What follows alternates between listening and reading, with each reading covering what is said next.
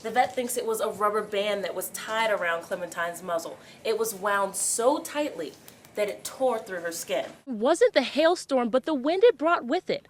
He says once the peaches hit the ground, they're done. Behind me are some of the families that pleaded with Norfolk City Council tonight for the Park Place Recreation Center to be reopened. They simply want a place for their children to be safe and away from the streets. It all started as a routine driving test in this parking lot. Shirley Martin was the DMV employee administering that test. Now his wife was looking for him, and that's when a neighbor came down here to this pond and spotted his shoe floating in the water. Now all the animals you see here are receiving vaccinations, and they're also aging them. Like this little guy right here, the vet took a look and determined he's 5 years old. We're here in Town Point Park for the 4th of July holiday. People have gathered from all over Hampton Roads and up and down the East Coast for the music, the fireworks, and the food.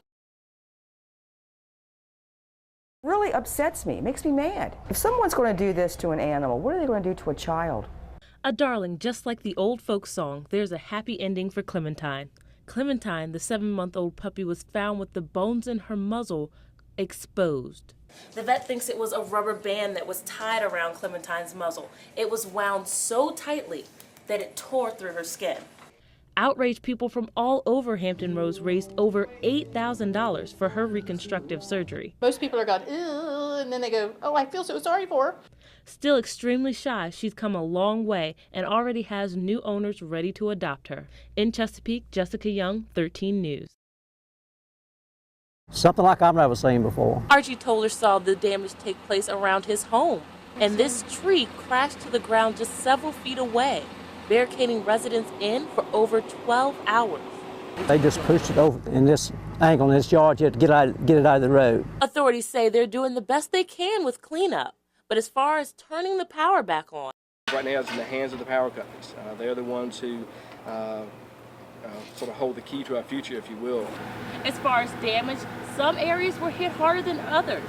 Here in Amherst County, this tree is completely down on this power line, making it harder for crews to do their job. The transmission lines going that feeds the area, they had significant damage on those as well, and that's one of the things that caused delay to getting the services back. There's the hail damage from a week ago, and it's scabbed over, and there's nothing wrong with that peach. All you do is you just, cut that off right there. It's fine below it. Weather, as we all know, can be unpredictable, and it's one thing that can make or break a farmer's business.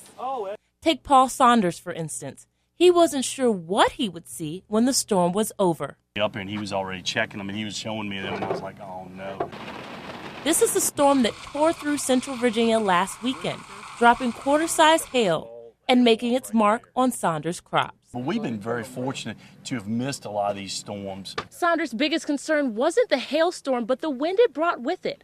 He says once the peaches hit the ground, they're done. We don't ever mess with them after that. They're for the raccoons and the whatever to eat after that. Besides the storm, there was another reason the Saunders family didn't expect to produce a crop. And he said, I'll be surprised if we have a peach crop this year, because he was expecting a April frost, like we normally have, but we didn't have it. Some irony to this story, an early picking season, 1 month early, in fact. My father's 78 years old. He says he's never picked a peach that early.